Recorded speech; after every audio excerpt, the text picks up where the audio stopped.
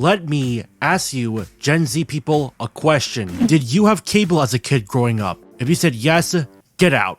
But if you said no, welcome to Qubo. Aside from PBS KIDS or Saturday morning cartoons, this channel was the only source of entertainment as a child, but all three are dead or nearing their runtime. It's a sad story that I covered for 4 hours on my PBS KIDS video. For Qubo, however, I'll make this one shorter. Qubo was a channel that was free to air and specialized in, what else? Children's content, much like you guessed it, PBS KIDS. Funnily enough, the Magic School Bus, which aired on PBS KIDS, also made it into the Qubo lineup along with other PBS KIDS shows like the Zilla Patrol and whatever this dog's band name is. Aside from PBS KIDS content, Qubo also picked shows from Nick Jr. like The Busy World of Richard Scarry and Miss Spider's Sunny Patch of Friends. These are the only 2 shows they got from Nick Jr. The entire lineup of Qubo shows consists of old or obscure shows that ended long ago. Imagine going to a thrift store to buy clothes, only to get cartoon shows instead. Forgotten ones, to be frank.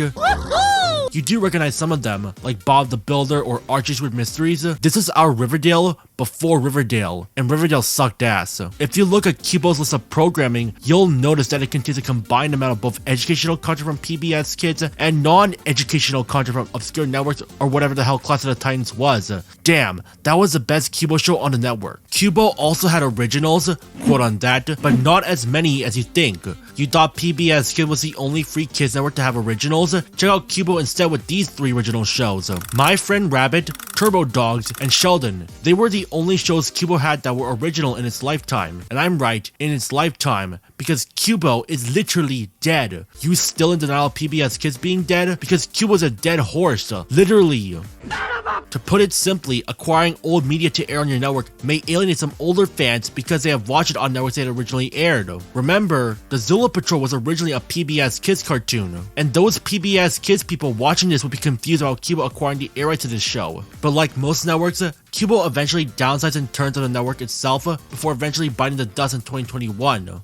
Eat dirt, motherfucker. What killed Qubo? Before I start this video, follow me on Twitter, Letterboxd, and Blue Sky. Bye! It's the best place ever! It all started back in 1988 when media executive Bud Paxton founded Ion Media. Consisting of radio stations and several television stations that they had purchased over the course of 10 years, Ion eventually grew into eventual broadcasting with shows they had acquired, such as Life Goes On, Touched by an Angel, and The Hogan Family on their official network, the PAX Network. It made its launch in 1998, the same year Pokemon the video game debuted in the West. But of course, this would not last. The network ran from noon to 1 in the morning. But like I said with Qubo, having acquired shows has some fans alienated as they have already watched these shows on other networks, and thus, PAX reduced its hours to 3 p.m. to midnight, and eventually 6 p.m. to midnight. The channel was essentially on life support by this point. Had it shut down by the year 2000, you would not be watching this video. The PAX network would die in darkness and be forgotten in time.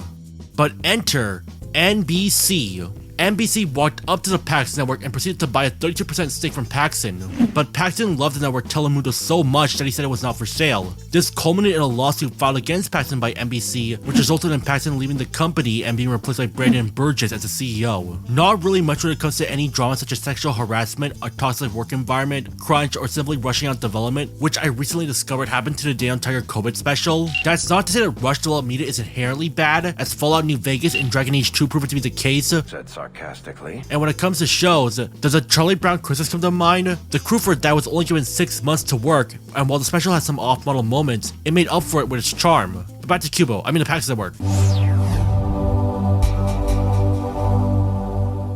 The year is 2006. The PAX network had just changed its name to the one we know today, Ion Media. By May of 2006, Ion Media would eventually announce its plans on the network that you click on this video for, Qubo, a joint venture between Ion and NBC Universal. The network claimed to offer safe programming for children aged 5 to 14. Qubo president Rick Rodriguez stated that the name came from the word cube and it sounded like a fun word to children. Qubo also planned to have content aimed for Spanish-speaking children and even some original media for Hispanic audiences. As you can tell by this video, I don't think these plans came to fruition. Qubo first launched on September 9, 2006 as a Saturday morning cartoon blog for NBC. A lineup of 7 shows came out on launch. Dragon from the book series by Dav Pilkey, Jacob Tutu, and Jane and the Dragon from YTV, Babar from CBC and HBO, yes, related from the latter, as well as Christian series like Veggie Tales and its spin-off, Larry Boy, and finally, 321 Penguins.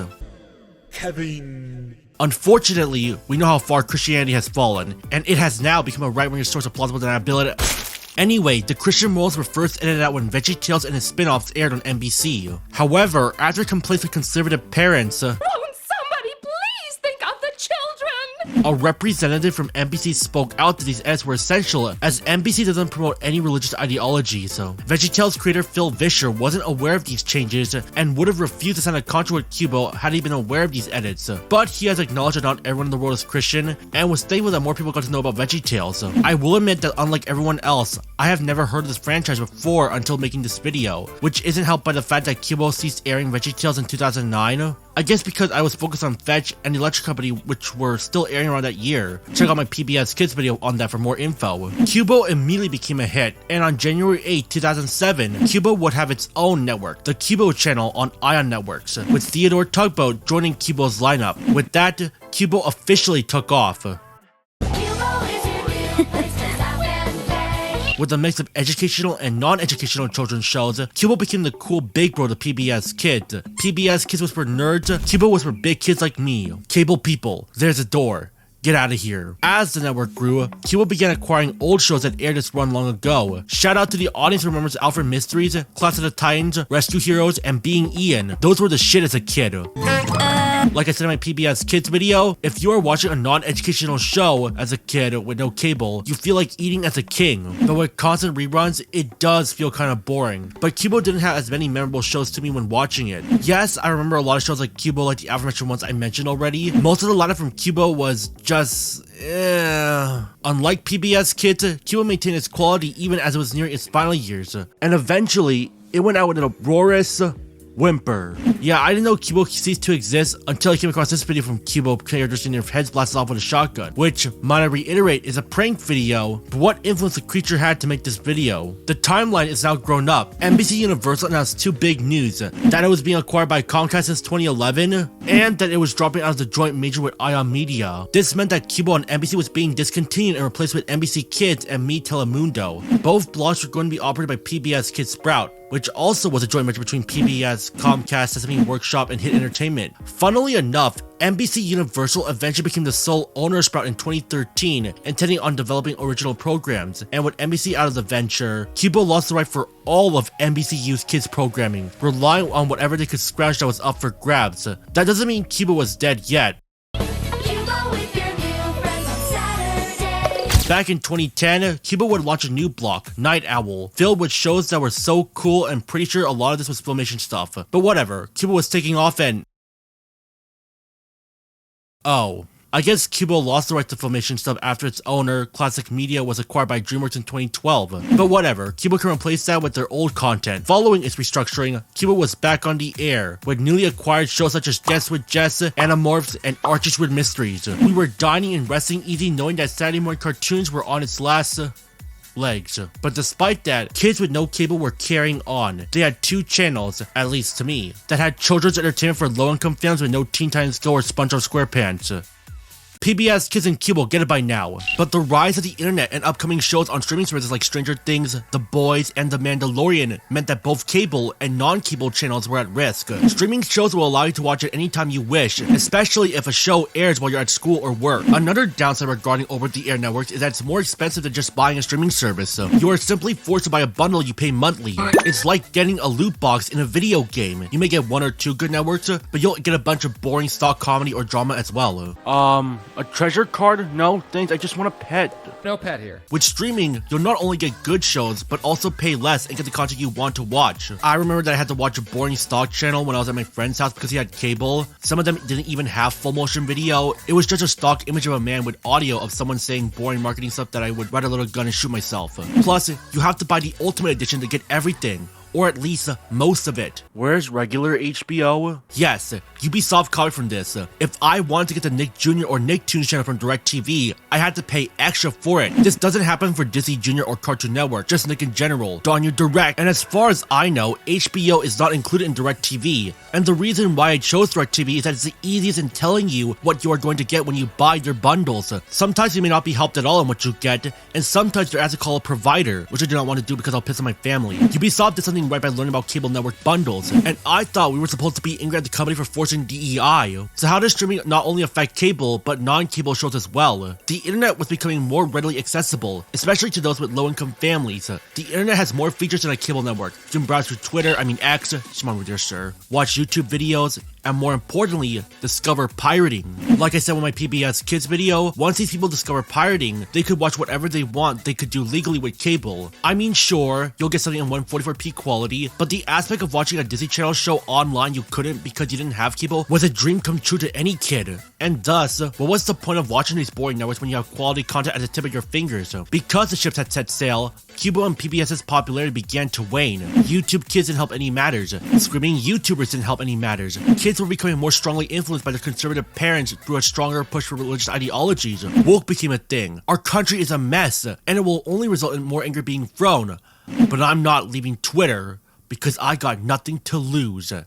They took it all. On January 7, 2019, the Qubo Night Owl blog ceased to exist. The reason being, Ion wanted to reduce the amount of paid and religious programming on their blogs in favor of infomercials, which is essentially a half-hour-long commercial.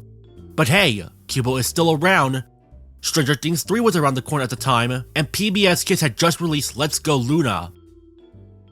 Stranger Things 3 was the obvious winner of the bunch. But hey, Qubo recently acquired Pirates, Adventures in Art. Yeah, it's safe to say Qubo is dying. Remember, streaming is on the rise. PBS Kids has their streaming service, and Qubo does not. I mean, what show did Qubo get from a streaming service that did air on the network? The Magic School Bus Rides Again. Yes, that was a Netflix show. The Qubo wiki also says that Thomas Edison's Secret Lab is also a Netflix original, which is a complete lie, but they also state that anime was on Qubo. Guess what it was? If you said Pecola, then you're right. Pecola! This is an anime, despite including characters you would see in Minecraft, but that damn theme song is catchy as flapping flippers. I mean, the world is actually square. Not round, not flat, but square. Anyone who says otherwise is lying. But with the end of 2019 coming and 2020 approaching, things were surely looking up. Oh, that's not good news. But hey, we have the internet to turn to for entertainment. Now, what do we have for Qubo? Not much apparently, aside from newly acquired shows like Bob the Builder and Kate and Mim Mim. Not many shows came to Qubo, and some of them like Clash of the Titans and My Friend Rabbit stopped airing on Qubo. The end was coming, and it would only increase further on September 24, 2020, when a broadcasting company called Scripps proceeded to buy out Ion Media. Now by today's standards, that sounds really bad, and you're right. It was bad for Qubo folks. While Qubo still stayed on the air, it was on its deathbed, waiting for someone to mercy kill it. By January 7, 2021, the acquisition was fully completed, and Qubo had only around 2 months to live after that. A week after the acquisition, Scripps announced that Qubo, along with other networks like Ion Shaw, would be discontinued on February 28, 2021, meaning that those Qubo fans had one last chance to watch Qubo before its closures. Petitions never work, people, no matter how hard you try. But for Qubo, they had recently acquired Franklin, Just in Time, and JJ the Jet Plane. But that wasn't enough to save the channel. No matter how many times we say it, a channel is metaphorically dead when we say it is dead. But Qubo was literally dying, and no amount of acquired shows could save it. I still stand by my video saying that PBS Kids is dead, but some people are in denial. Like, no, it's still around. New shows announced for PBS. Like, guys, can we just have opinions on the internet? But fuck you, I guess we have to be cruel to each other. Watch my PBS Kids video on that. And if you still refuse to acknowledge the channel isn't metaphorically, I say that again for the people in the back. Metaphorically, then enjoy Megatron ripping Sentinel Prime.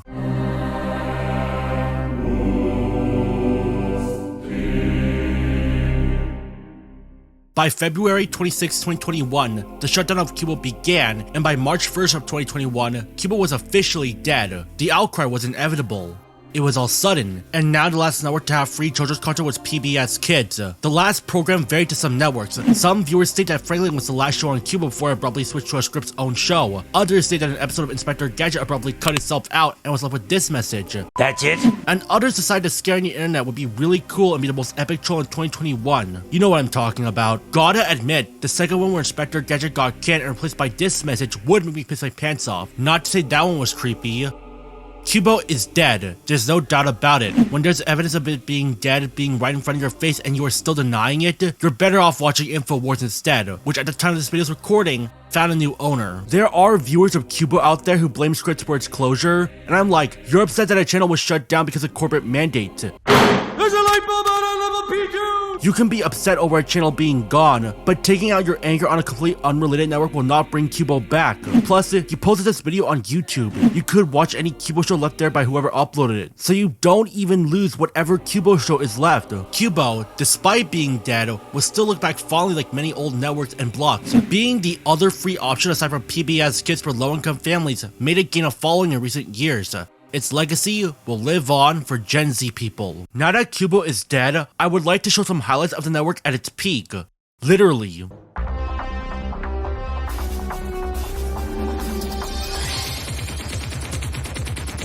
Let's start with the peak show on Qubo. Class of the Titans was the best poor man's version of Percy Jackson there was. The story of Class of the Titans is that 4,000 years ago, an evil god named Cronus was imprisoned in Tartarus by his son Zeus. On New Year's Eve, he manages to escape when all the planets in the solar system align, and he plans to take over the world. The prophecy from the Oracle states that 7 teenagers will stop him. It should generally be noted that in the first episode, not every hero was introduced. This can't be right. I think it's so we have more characters to focus on, so let's just introduce them in the order they were introduced. Jay is the leader. Based on Jason and the Argonauts, his goal is to lead the team to defeat Cronus. He's also the one with the most knowledge of Greek mythology. My mom's Greek. By the series finale, he's in a relationship with one other team member I will later introduce. Next up is Atlanta. She's essentially the hunter and descendant of Atalanta. Yes, the intro states that she's a descendant of Artemis, but it was stated by someone who worked on the show that Artemis was a mistake considering that Artemis was a virgin. Jason, Hercules, Atalanta. But like Jay, Atlanta is also in a relationship with another team member, or at the very least implied. But ship's gotta set sail.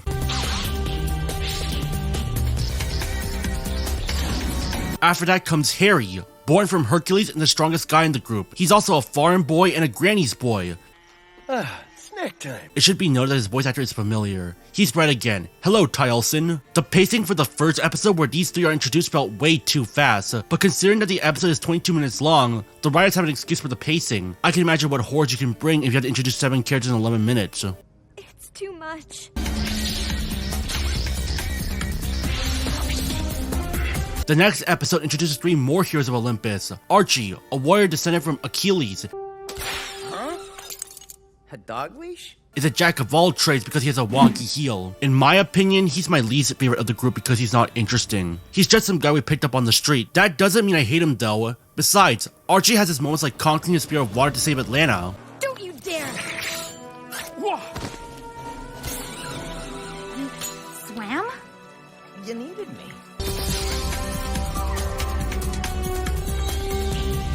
Odie is next, and he serves as the brains of the team and the descendant of Odysseus. Oh, what's wrong?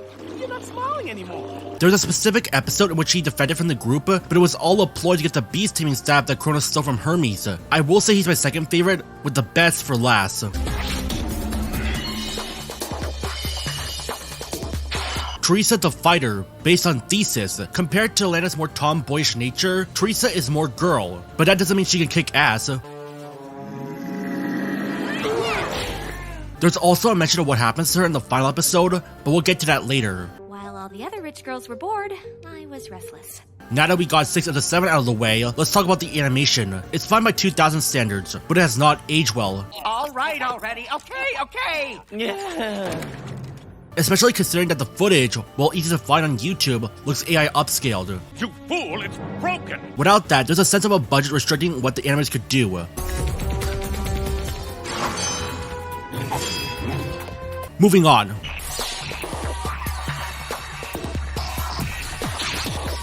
The last hero introduced is Neil. Hocus pocus, bibbidi bobbidi boo.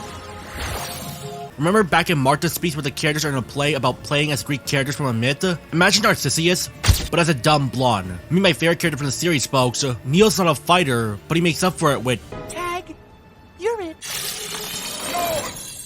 Haven't you heard, Cronus? Silence is golden. Then there's the main villain, Cronus. Yes, I know. I gave you that name. Fuck yes. He may make a couple of jokes here and there, but when he puts up a fight, he becomes hell. And he's excellently portrayed by David Kaye, known for his work as Megatron! Optimus Prime. and this guy for some reason. The episodes have the viewer in a mix of action and a learning element in whatever Greek object or monster the episode introduces. Case in point, Pandora's box or Minotaurs. It also has action, but the movements are clearly more like synchronized dancing. And it also isn't helped that the series, like I said, had a limited budget with what the animators could work with. But you can't deny that these episodes were still fun even with its restrictions. But the last episode, man, that was awesome. I'm going into detail here because it's so good. The episodes I'm talking about, Phantom Risings Parts 1 and 2, brought everything to a close and left more to open. In the episode, the heroes are under threat from a purple specter. Guys, what is that? What the? May seem like your standard learning about Greek mythology episode, but then it goes to some thought, like Teresa questioning what the heroes are gonna do after they defeat Cronus. Odie, don't you want to go to university? I'm studying with Hermes and Hephaestus. And how's that going to look on your resume? That does make me wonder about the current state of children's fantasy novels. Remember those novels that implied that there will be some epic arc only to keep pushing the overall plot forward? Yeah, I remember. I do like epicness, but sometimes it's okay to have something grand for once. But this is an exception to that exception, because it turns out that the purple specter came from Teresa, and because of her frustrations over wanting a normal life, she seeks to take all the gods' powers and make them mortal. This includes Cronus. I'm bleeding. That's impossible. And the only option to stop Teresa is to kill her.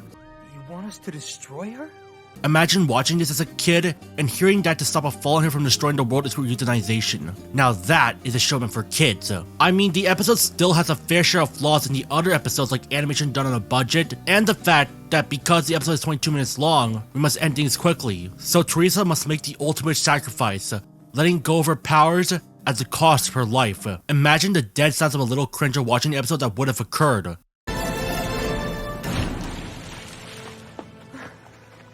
Teresa. She can't be dead.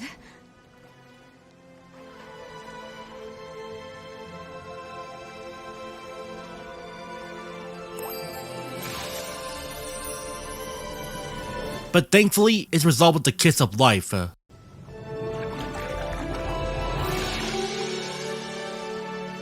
Get a room, guys. Jeez.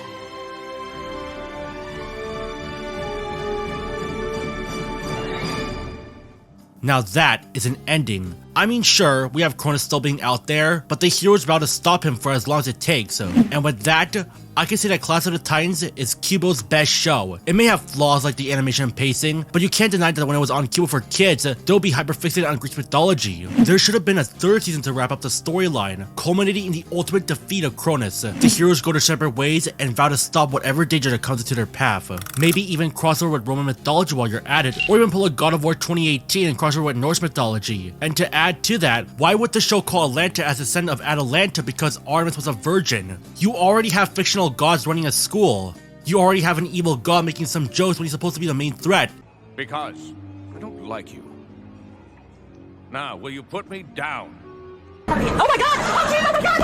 you already have teenage descendants of Greek heroes, so break that rule a little bit and have Artemis be a virgin. It may not follow Greek mythology, but when you have children watching the show, they're going to believe that Artemis is a non-celibate, despite being the goddess of chastity. But despite that, Class of the Titans made Qubo cook, and it definitely was Qubo's best show despite not producing it. Now let's get square.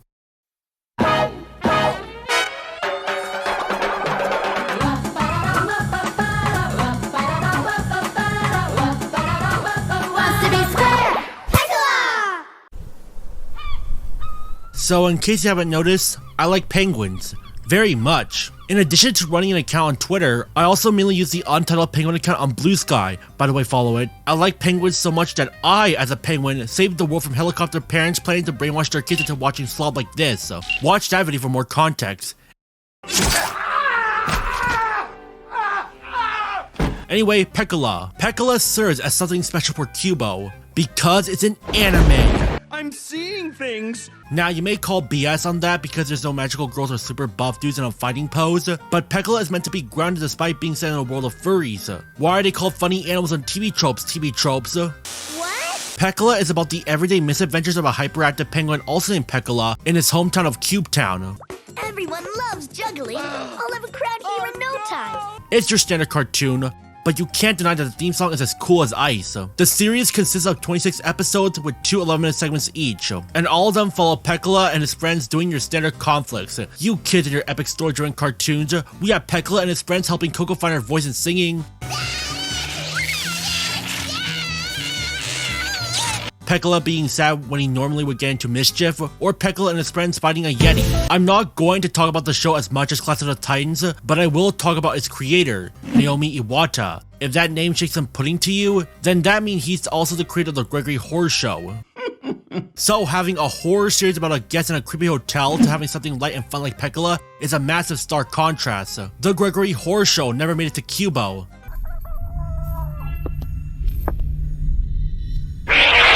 For understandable reasons, but I'm bringing it up here because it's unusual for someone who does horror to do something light and fun. There was even a video game time for Pecola called Pecola's Big Adventure, Search for the Ice Cream on Sega's Pico, an educational video game console released in 1993 in Japan. The game was only released in Japan, so that's why I couldn't play it. But those graphics look great for a 1993 handheld. There's nothing more to say about Pecola without bringing up the Gregory Horror Show, but let this tell that this shit is more unsettling than Blood and Honey. Play some foreboding music over it.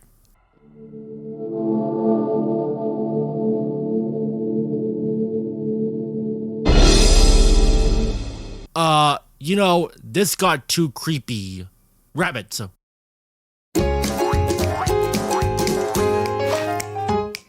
My Friend Rabbit, based on a children's book of the same name by Eric Roman. The series follows Rabbit and his friend Mouse as they go about exploring everyday problems that happen in their swamp. Your typical animals live there, like a mouse, a rabbit, a squirrel, a crocodile, 4 geese, and a rhino. And an elephant. Oops. Completely normal like freaking working out wombats. Watch this video for more information. The show has charm to it. The animation is nice, the theme song is catchy, and the show has simplicity as its backup. Nothing much to discuss here. But why? But the only reason I talked about this is that the show was produced by Qubo. Unlike other shows that also originally aired on Qubo, My Friend Rabbit was an official Qubo produced show. At least the Wikipedia article says so. Thumbika! That's it! And to those people who complain about Wikipedia not being a trustworthy source, this isn't high school or college. You're not in that class now. You're not writing a paper about Napoleon. You're not writing a paper about the science behind penguins. You're watching a video essay about a dead channel. But some people are still in denial about it because they are literally stupid midget next show. Let's get mysterious. Serious mysterious.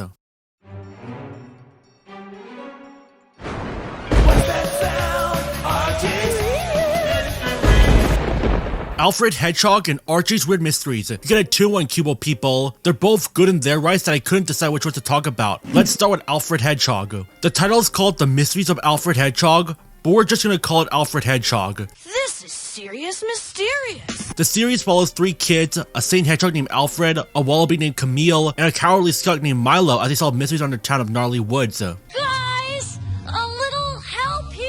This show has serious CSI vibes, except that the culprits for almost every episode are either a force of nature or insects. I'll tell you what's the matter, you no-good scavenger, thief, criminal. There's water being stolen by some rich bitch to make money. Now that's a culprit. Time for a little meeting with my friend. You wanna know something else about this show? This was the first performance for Carolina Barshak. You may know her as Magneto's wife in X-Men. That's all I can say about Alfred Hedgehog. There's only 26 episodes, and the side characters aside from Cynthia are standard. You have Lily, Alfred's sister. She isn't D.W. Reed, so at least I can not say she will never be 4. And as for Cynthia, she's a rich bitch that makes me want to cook her for dinner. I love a good pheasant. Anyway, Archie time. You know those people who complain about Riverdale on YouTube? Ooh, that's not looking good. Yeah, show them Archie's Weird Mysteries. They will call Riverdale sewage, but Archie's Weird Mysteries gold. The premise is that after a freak lab accident happens at Riverdale High, strange things occur around the town of Riverdale. Archie and the gang are called in. Did you just experience what I experienced? I would have introduced them myself, but let's let the theme song do so for you. Archie, Reggie, Veronica, Peggy, Jughead too. Ah, chills. Literal chills. The mysteries around Riverdale revolve around spins on classic horror movie monsters. The Invisible Man, a werewolf, Attack of the 50-Foot Veronica. This is why I hate kissing. The series is based on the Archie comics, which I only read a few issues. Life with Archie, am I right? There are 40 episodes in total, and all of them have their moments. There's even an episode where the secondary characters have their time to be the next subjects for Dalton's experiments. Like I said, I barely read the Archie comics to the point where I never read the comics at all. Besides, the characters act like typical high school personalities. The sane guy, the smart girl, the guy who loves food, the bully who's also a friend to the main character. Mansell! The rich bitch who's also a friend to the main character, the jock. What I can say about the show is the person that voices Archie, Andrew Rannells. That name ring a bell to you? I am a Mormon. Dang it! If Veneer came back in time, solved mysteries, and didn't come out as gay, you have Archie hooking with Veronica and Betty. But of course, Archie isn't my favorite character. It's Jughead, and because of that, my favorite episode that revolves around him is Mahala, even though the real title is Mega Mall of Horror. Shut up. A massive mall comes to Riverdale that has everything, and I mean everything for free. All you gotta do is pay with your life. Literally. The mall is run by a demon based on greed. Everyone but Jughead shots until they drop with a virus I like to call Mollytosis. Eventually, Mollytosis catches up to Jughead and he's about to die from his gluttony. In his last moments alive, Posh from the chocolate shop gives a burger to Jughead. It may represent real malls closing up small businesses. I saw that in Stranger Things, but with the power of will, Jughead overcomes his gluttony from eating Mahala's all-you-can-eat buffet just to eat a burger. I don't want your fancy schmancy food. A burger made with passion and love, giving Jughead the life blessings to overcome the greedy Orno's true form.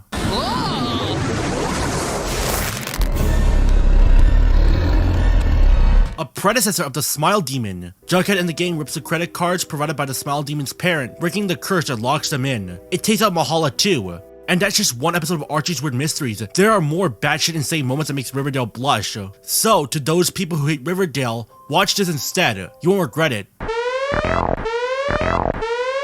What's that siren? Oh shit, we gotta move!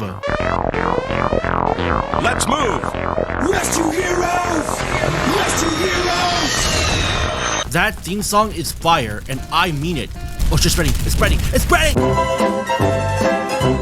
Rescue Heroes is based on a toy line by Fisher-Price, owned by toy company Mattel from Barbie and Hot Wheels fame. A team of selected rescue personnel consisting of policeman Jake Justice, construction worker Jack Hammer, mountaineer Rocky Cannon, pilot Ariel Flyer, and firefighters and leaders of the team, Wendy Waters and Billy Blazes, go around the world and save human lives from natural disasters. Imagine this being a PBS Kids show. Oh wait, it is a PBS Kids show.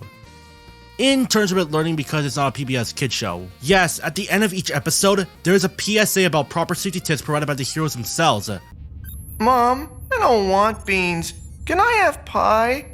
As for the show itself, it's good. I mean, the episodes have no one dying because it's a kid show, but you have to acknowledge that natural disasters have to be taken seriously. It may look cool if you never had a tsunami or tornado, but you gotta remember that these disasters take lives away from people. Even the rescue personnel may end up dying from it. And that's not to acknowledge that while you may end up surviving a disaster, the amount of damages it could cause will end up making those who survive homeless. There's also the fact that disease and starvation would spread because livestock might be affected. But whatever, you're alive and safe, and that's all that matters.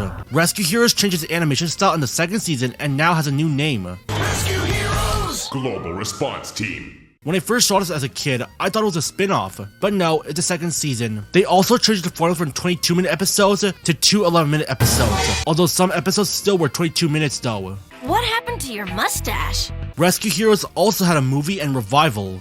Ooh boy, the animation for both is really poor. I could cut it some slack because Mattel was on a budget, but they did not think like a rescue hero, and they did not think safe. Although, now that you mention it... If you want to watch all this Qubo material, considering that the channel itself is dead, you can find all of it on YouTube very easily. One more show.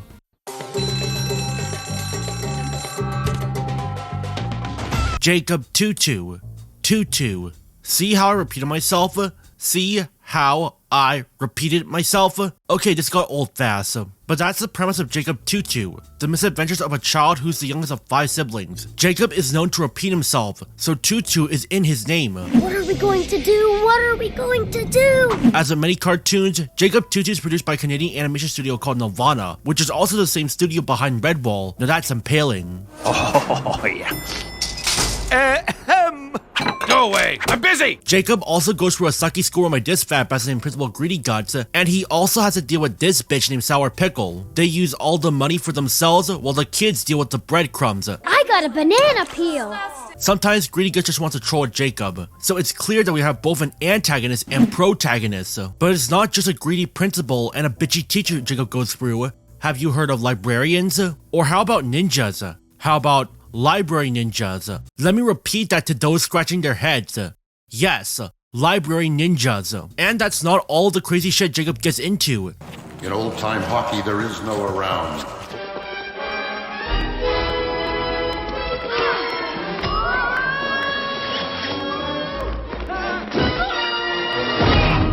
Jacob and his friend Buford take care of a raccoon only for the raccoon to hijack a police car, discovering the true brains behind the creation of the Jelly Donut. Even though Jacob and the characters are living lives over 500 years after the creation of the Jelly Donut, better start learning how to travel through time, Jacob Tutu. There's even an episode where Principal Greedy Guts has his twin brother, also named Greedy Guts, who is 10 times worse by having his students be slaves. So you have to go to either a school where the principal hoards all the money to himself, or the principal who uses you as a puppet. Pick your poison. The best I could say about Jacob Tutu is that it's a precursor for a regular show. The episode starts out very simple and basic, but then it goes batshit insane near the end. I think that's what we call a plot diagram. It's the kind of material some edgy kid would write if they were given creative freedom for their screenwriting class. While everyone else is writing something poetic and artistic, this guy would write something as simple as Lunchables. Then write a whole conspiracy that keeps workers of Lunchables subjugated because he's an asshole. And he's proud of being an asshole. That's all I can say about Jacob Tutu. For a precursor for one of Cartoon Network's best shows, it's good. But I will say that there are plenty more shows on Qubo I did not cover. But we already have a 4-hour-long PBS KIDS video that I also did not cover every show on the network. Qubo is a party! Qubo's for everyone! With the rise of streaming and pirating, Qubo couldn't keep up, and with the purchase of the Scripps company, there wasn't a place for Qubo when content was more aimed for adults and teens. Kids media today is seen as brain rot. This is better. Animation is a medium, yes, but tell that to some person you meet on the street and they will call you a mentally ill retard. Qubo, after its death, maintains somewhat of a following. The wiki for Qubo is still being updated to this day, and as per NBC Universal, who is part of the joint venture for Qubo, they rebranded Sprout as Universal Kids, which is still running to this day. But remember, it's a cable network, so that means two things. One, it's dying from low viewership, meaning that they had to rely on acquisitions and content DreamWorks had from Netflix. And two, it's a cable network, meaning that you have to pay a bundle to get access to it. And this isn't to say the cable networks are dead, because people like you are still watching shows on the air with the intent of relieving nostalgia of watching them as a kid or because the Super Bowl hit town. It's the fact that kids don't have the patience to sit through with the network, watch 5 to 7 minutes of whatever fair cartoon is on, and then be bombarded with ads telling them that the Disneyland Resort is a place where kids can be a kid. With the streaming service, they don't have to be crushed with advertisements about a credit card company saying that Discovery is a proud sponsor of Nickelodeon. And the parents are happy about it because they don't have to pay as much as a cable network, and they have content for themselves. Who wants to be caught dead watching Disney Channel when you're a 30-year-old woman? Even without cable like PBS KIDS, it's very easy nowadays to get access to a phone or tablet and browse online for a pirating site where we can watch all the shows we missed because back then we had no other option to watch cartoons besides Qubo or PBS KIDS. It was either this or nothing. With pirating sites on the rise, there was no place for free content when everything is free. If everything came to us for free, what makes PBS KIDS or Qubo stand out now? PBS KIDS may still cling on to life through government grants, but Qubo didn't have a government or major media and entertainment studio backing them up. Thus, Qubo downsizes in terms of its status as a network before fading away into obscurity. Qubo is dead, but its legacy will live on. Thanks for watching, and don't forget to stay out of cringe. PBS KIDS is dead! It's dead! You children are making me lose my goddamn mind! You are a bunch of fucking retards! I can't take it! Some say the world is round.